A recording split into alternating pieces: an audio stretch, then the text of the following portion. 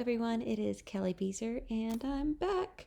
And today we are going to talk about burning and dodging and what these tools do and why you might use them. I had an amazing session with a high school senior this week, and um, you know, honestly, I feel like I could have just given her straight out of camera images and they probably would have been happy with them, because it was like one of those sessions where you left knowing like the light worked, the setting worked, the subject worked, and it was all going to be just glorious. And so I really am coming to these photos wondering what I even need to do as far as editing goes. But then I get over it because I love Photoshop and I love editing and putting my special stamp on photos. And so for this one, again, I feel like I could stop here, but we're going to add a little extra magic with dodging and burning.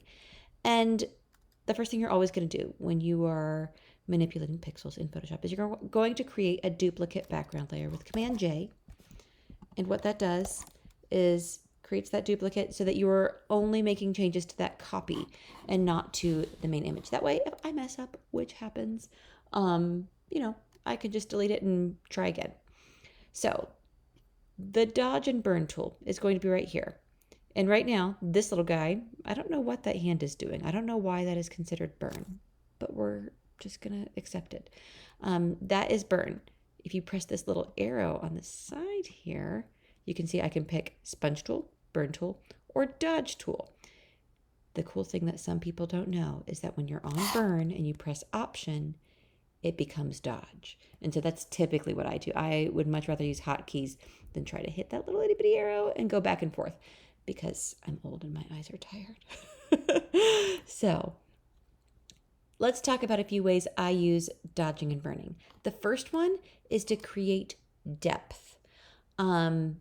Burning darkens things like this. It's going to run a little bit slower because I'm running QuickTime. Do you see how that happened though? Let's see, before, after, how it creates that little shadow there. And by creating that shadow, I'm going to do it in this corner too, you can create kind of an imperfect vignette where you would naturally maybe see shadows. That just makes the scene not feel flat. So I could even do it up in this corner.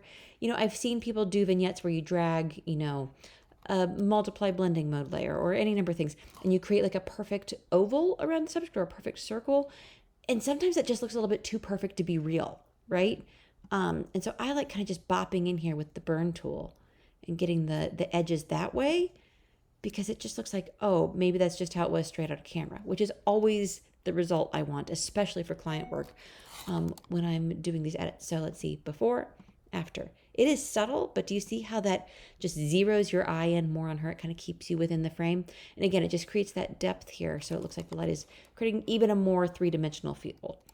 The other thing we can do to create more depth is we can reinforce shadows and highlights.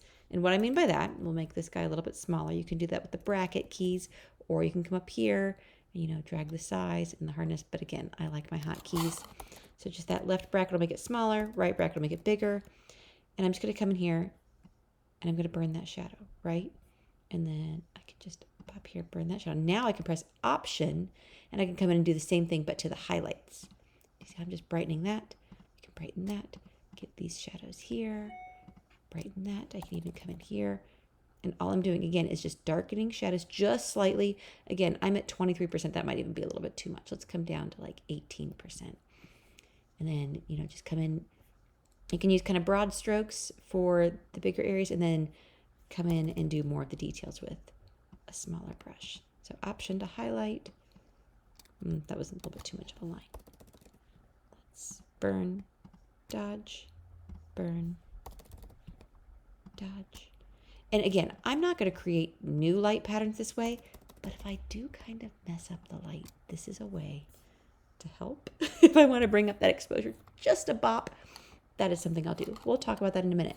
But now I've created more depth on her. And again, you're looking at it and you're like, nothing's changed. But check it out. Before, after. Do you see how she's even more three-dimensional now? And I can even come in and dodge this a little bit. And that, for me, is quite a huge difference. So that's the first reason I would use the dodge and burn tool, creating depth.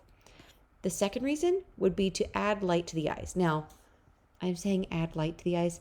You're not going to actually be able to add light. If you don't have light in their eyes, if you don't have these catch lights, sorry, kiddo, you missed the boat. But I can dodge her irises in this catch light to make them pop more. I'll just show you how it's done, like that.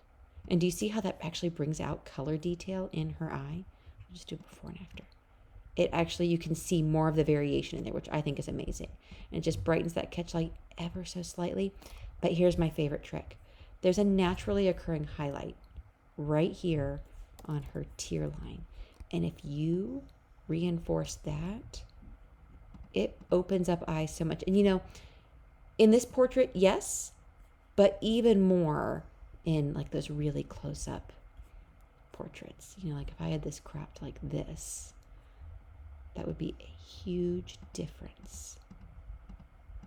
And so we'll go ahead and do that to the other eye. So I'll come in here and I press that option so I can dodge, add more color variation, dodge her catch light, and then again, reinforce that highlight. But again, it just adds light to the eyes. Again, you cannot create light, but you can definitely make them feel more dancing, right? You know, you see people say, oh, I saw a light behind their eyes. That's what it does. The catch lights are the light onto their eyes. This is a light from within. That's how I'm going to market this. Again, come here, reinforce these highlights in her hair. Reinforce these like, you know, actually like sunshine dyed highlights, right? Okay, so we've got more depth. We've got light from within on her eyes now. The final thing that I would use dodging and burning for is to just correct exposure. So there are lots of ways to fix exposure. You can fix it with a curves layer. Dodging and burning, I find, is when there's like a small area where I just didn't quite nail it. Not that I clipped shadows, not that I blew highlights, but where I could just use a little boost. I can use these tools and I find the results are so much better. So again, I actually like the darkness here and on her face, but for the sake of demonstration, just come in here and again in those shadows. If you're not seeing it, I've got this set on midtones. If I want to come in here to shadows, press that option, and now do you see how I am just lifting that ever so slightly? And again, if I really wanted to, I could do it right here too. I could do it over here on these shadows, and it's only going to affect those dark areas. But again, it's just the teensiest boost in exposure to make those shadows softer. And you could do the same thing to highlights. You can burn those highlights just a smidge, and it makes a really nice, natural, small increment down. It's not going to fix blown highlights. It's not going to fix clipped shadows, but it will make a difference. And so that is how I use dodge and burn. If you have any questions, don't hesitate to reach out. I always love talking Photoshop and all things photography.